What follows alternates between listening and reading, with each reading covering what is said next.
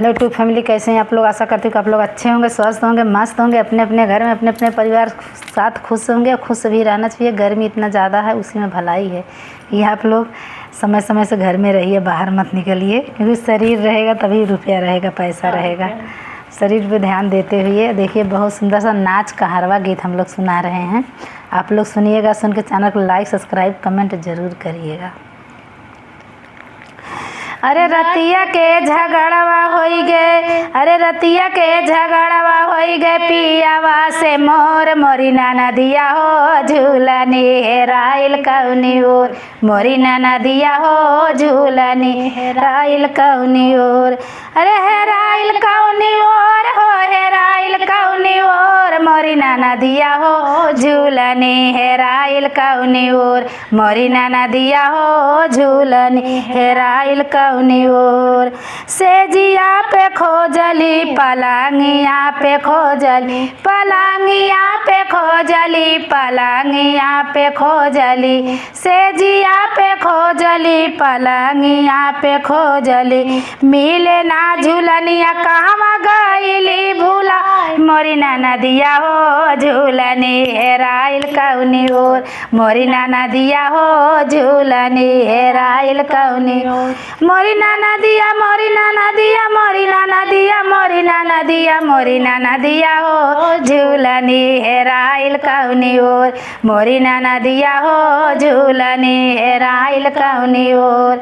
अरे रतिया के झगड़वा ये पियावा से मोर, मोरी नदिया हो झूलनी हेराइल कौनी ओर, मोरी नदिया हो झूलनी हेराइल कौनी ओर।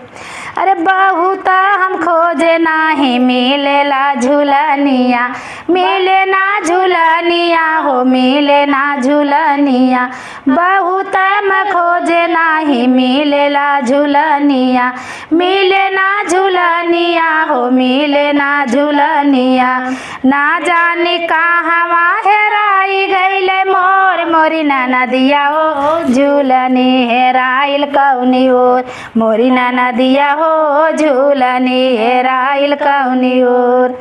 सेजिया पे खोजनी, अरे ई हवा झूलनिया हमारे नैहर के निशानी, नैहर के निशानी हमारे यार के निशानी, ई हवा झूलनिया हमारे नैहर के निशानी, नैहर के निशानी इनके यार के निशानी।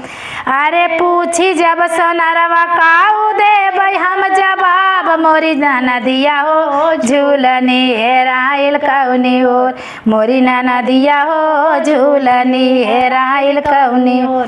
मोरी नदिया, मोरी नदिया, मोरी नदिया, मोरी नदिया, मोरी नदिया हो झूलनी हेराइल कौनी ओर, मोरी नदिया हो झूलनी हेराइल कौनी ओर।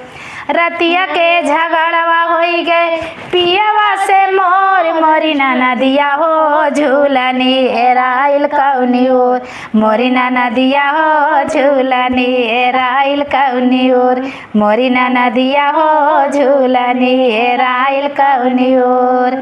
कैसा लगा मेरा गाना आप लोग बताइएगा, लाइक सब्सक्राइब कमेंट ज़रूर करिएगा।